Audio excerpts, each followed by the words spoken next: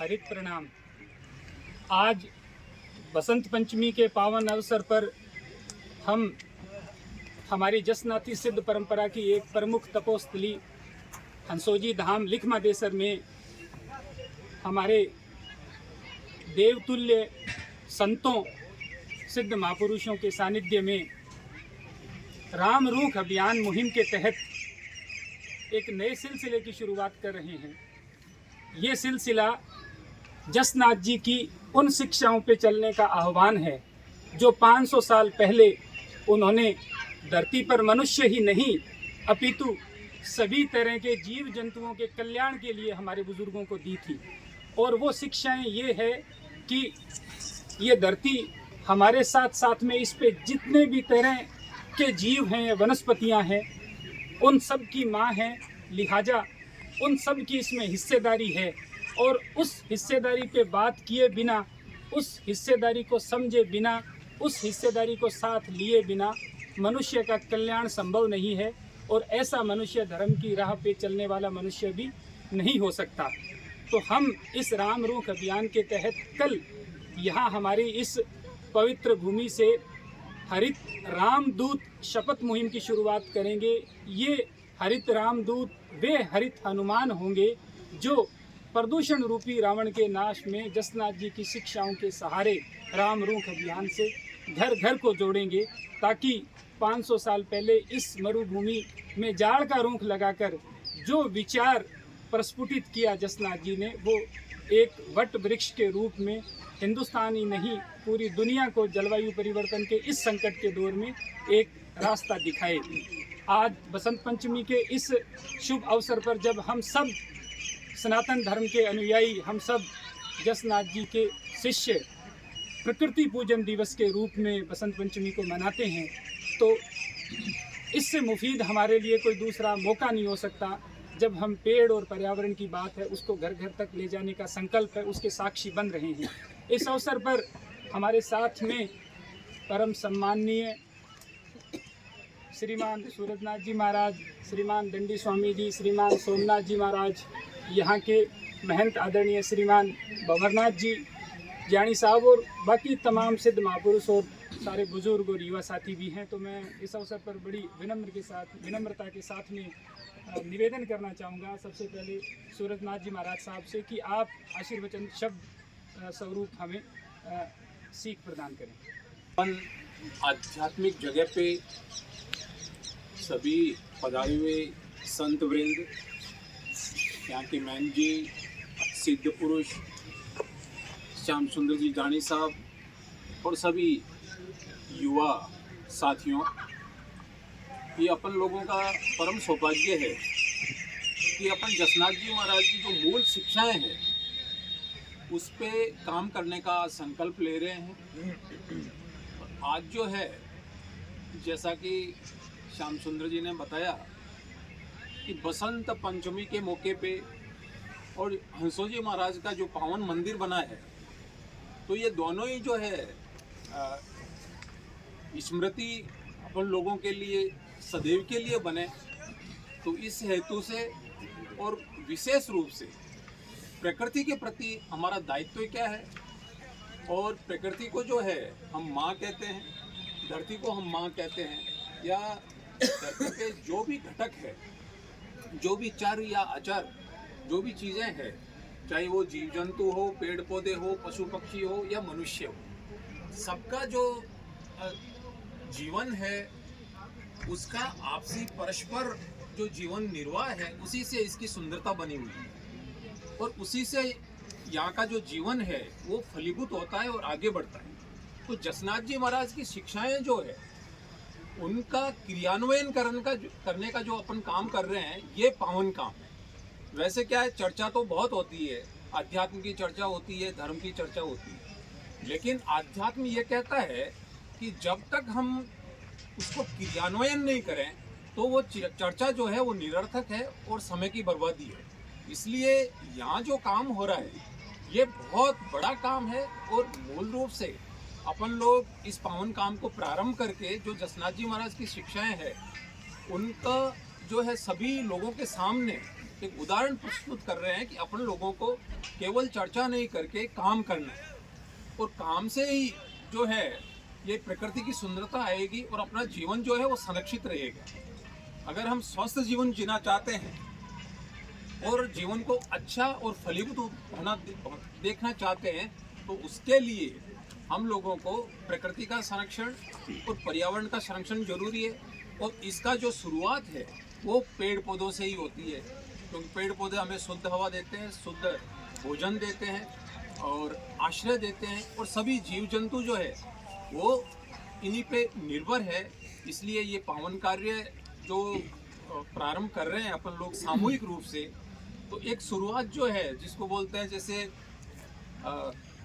माइक्रोकोजम मैक्रोकोजम, एक शुरुआत छोटी सी चीज़ से होती है, लेकिन वही जब जैसा कि जानी साहब ने कहा, अगर संपूर्ण विश्व उसका अनुसरण करता है तो धीरे धीरे वो बहुत ही बड़ा जो कार्य है वो हो जाता है। तो ये प्रारंभ एक छोटा और सुंदर है, लेकिन निश्चित रूप से गुरु महाराज का आशीर्वाद और उनकी शिक्षाओं का जो प्रभाव है उसकी बदौलत ये संपूर्ण विश्व में ये मुहिम फैले और अपनी सनातन धर्म की जो शिक्षाएं हैं उनका विस्तार मिले, यही मैं आप सभी लोगों से मंगल कामना करता हूँ। श्री हरि, धन्यवाद। धन्यवाद महाराज साहब। अब मैं बड़े सम्मान से निवेदन करूंगा आदरणीय दंडी स्वामी जी से कि आप भी इस अवसर पर हम सबको आशीर्वचन स्वरूप 2 शब्द कहें। महाराज, सम्माननीय परमहंस संत श्री सोमनाथ जी महाराज, गुरु हंसो जी धाम के सम्माननीय महंत श्री भवननाथ जी एवं सुनाम धन्य श्री श्याम सुंदर जी जानी, अनेक रूप में जो आज इस प्रकृति को अपनी गोद में थमा करके खड़े हैं, वो परात्पर शक्ति, जैसा कि अभी मैन जी ने बताया था कि हमारे आचार्यों ने हमें वो मार्गदर्शन किया है। हमारी उस वैदिक संस्कृति को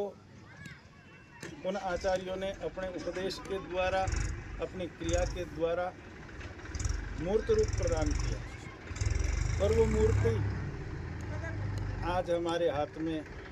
सुशोभित हो रही है। श्री श्याम सुंदर जी का यह जो संकल्प है, श्री देव जसनाथ जी का जो प्रकृति पूजन का संकल्प है, वो संकल्प आज इस बसंत पंचमी के इस पावन पर्व पर यही मंगल कामना करते हैं कि ये बसंत पंचमी जैसे सरस्वती पूजन, प्रकृति पूजन, और आज इस राम रूप हरित क्रांति राम रूप पूजन के रूप में एक दिन इस प्रकार पल्लवित हो। ये सरस्वती पूजन के रूप में बसंत पंचमी जानी जाती है, यही बसंत पंचमी एक दिन राम रूप के रूप में जानी जाए, इसी मंगल कामना के साथ धन्यवाद। एवं बहुत धन्यवाद स्वामी जी, आपने बहुत ही जो सारगर्भित बात हमें कही है, और हम सबका ध्येय भी यही है कि ये जो रूप है ये जसनाथ जी के रूप प्रसाद के रूप में हमारे घरों में हरित सदस्य के रूप में, आज एक बाल रूप में, कल को वयस्क, और उसके बाद में जो है हमारे अभिभावक के रूप में हमारे घरों में सुशोभित हों, ताकि धीरे धीरे हम हमारे घरों से शुरू करके हमारे रिश्तेदार, परिजन, मित्रगण और सभी तक इस मुहिम को लेकर के जाएं। मैं सोमनाथ जी महाराज साहब से निवेदन करूंगा कि आप भी इस मौके पे हमें आशीर्वाद दें। जो थे श्याम सुंदर जी ने धन्यवाद है, वो कतोपुरी से भाव बड़ा किया है, कम से कम 7-8 महीनों में सेवा कर रही है। आपने तो कोई जगह जगह पर गया था, पर सर्दी तो ज़्यादा पड़े, पर तो भी आपके कहीं लाओ जा खेजड़ी का पेड़ लगाओ जी। और देव जी महाराज ने कहा है, एक माता द्रौपदी, बीजी माता महान, तीजी माता वनस्पति माता है, वनस्पति है या भी एक माता है। आप फल फ्रूट देवे और रुई आदि हुए आम वनस्पति में आ गई गामा खोजा ढगन वनस्पति पर उपकरण गाय देव के चरण में जन्म भी गावे माता रहती